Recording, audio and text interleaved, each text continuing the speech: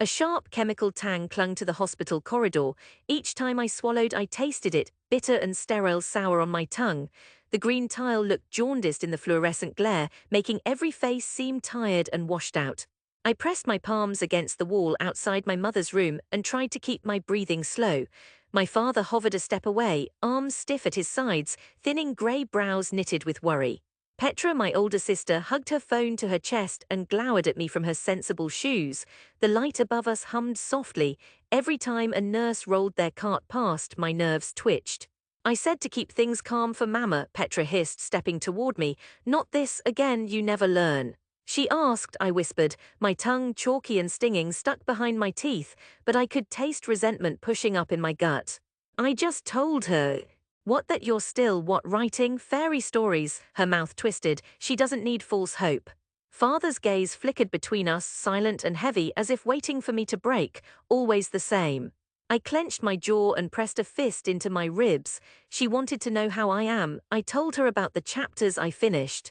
Petra rolled her eyes, voice sharp. Just say you're job hunting, Felix. Like any normal person, she looked at father for confirmation. He kept his eyes away. Let's not upset your mother. She believed too much before. That never helped her. As if hope itself had poisoned her, as if my choices were a sickness.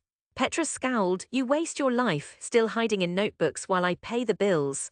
My life isn't wasted, I said, sitting up straighter. Enough, father rasped. Stop dreaming, it's time. An orderly glanced at us and vanished.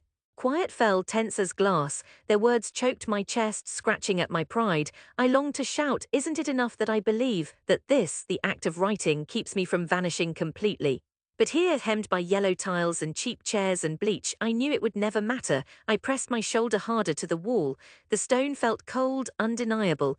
Petra broke away first, stomping down the hall, her anger echoing. Father followed, shoulders sunk and silent. I let myself sink to the floor, arms hugging my knees.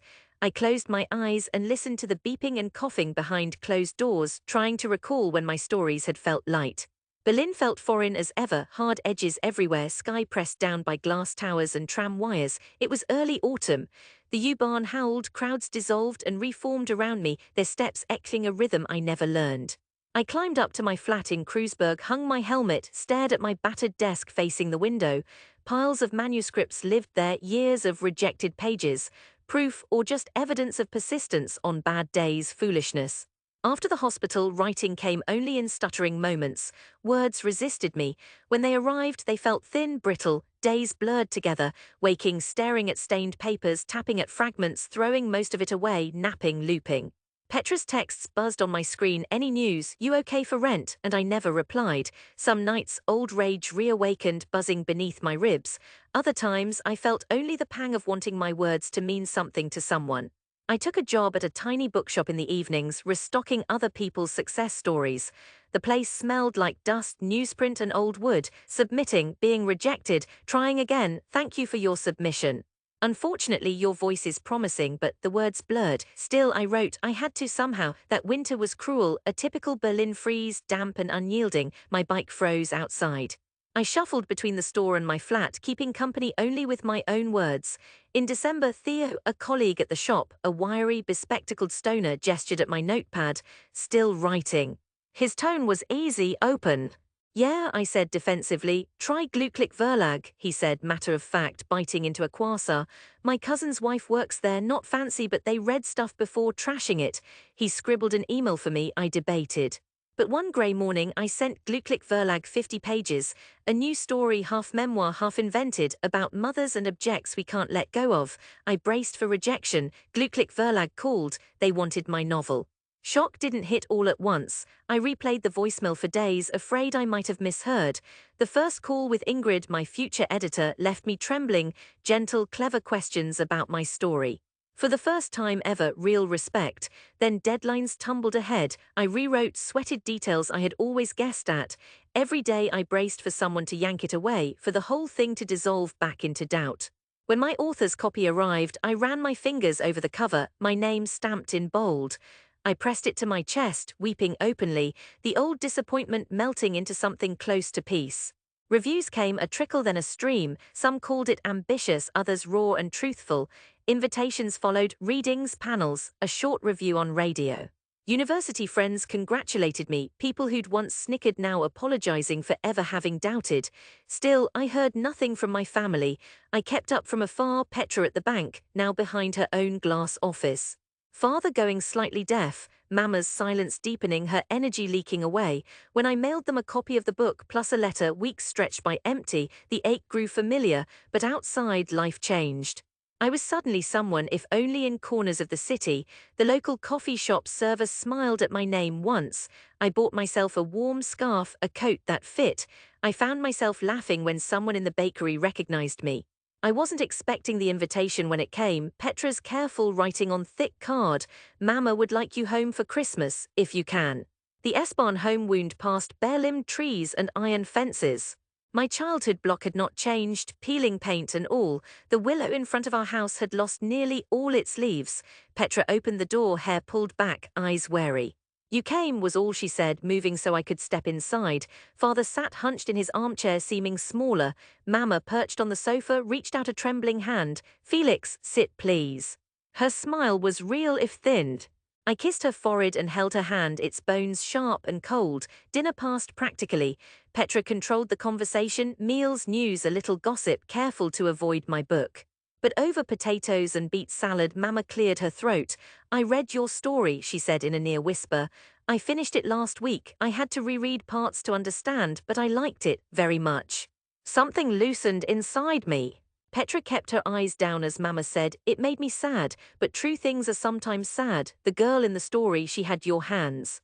Petra muttered, we keep a copy at the branch. People talk. They ask about you. Do you? My voice shook. She met my gaze, her mouth tense. Not really. We invited you for Mama. That's enough, I said, though we both knew it was not and maybe never would be. After dinner, I helped Mama into bed. She squeezed my hand. I'm sorry if I doubted you. I brushed her hair back. You didn't, not really. I woke to voices, Petra, clipped and tense, Father mumbling. The newspaper lay open on the table, a glossy feature, Berlin's new literary voice. Father stared at my photo, silent. Petra pushed the page my way. You're a bit famous, huh? How long does that last? I shrugged. No idea. She half smirked as if waiting for it to end. At that moment a car horn sounded, voices outside, a television van, white and clean, parked at the curb. A presenter hopped out with crew. Petra frowned. What now? They're here for an interview, I admitted, heart racing. They wanted the house. Petra's face fell, then went blank. The team set up in the frozen yard, cameras facing our house. The host shook my hand, then pointed the lens to the window where my family hovered like uncertain ghosts. The questions were soft, about the book, about Berlin, about not giving up. When she asked if I had support, I hesitated. My family looked on, faces shadowed behind the glass. What would you say to those who didn't believe in you?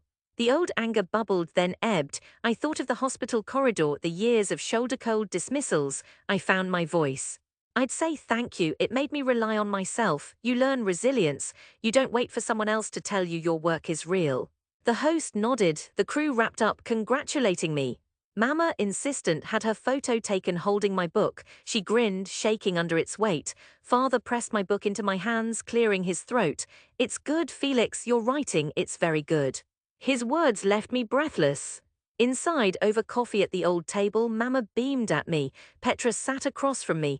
This time she studied the book's cover, fingers lightly brushing it as if testing if it might vanish. Your words are everywhere now, she said. Even things you never expect can happen. We sat without speaking for a while, letting the years shrink just a bit. As dusk crept in, I walked home under a violet sky. My family waved from the window. Mama lifted the book to the glass, smiling. For so long, I'd ached for proof that my stories mattered. Now, as I cycled away into the city, night and neon unfurling, I realized I had given that to myself. My return wasn't triumphant, but quiet and real. Berlin gleamed ahead. The city pulsed. There would be more stories, mine and everyone else's. I pedaled on, heart full, ready for whatever waited. Home again, carried by words and something like forgiveness.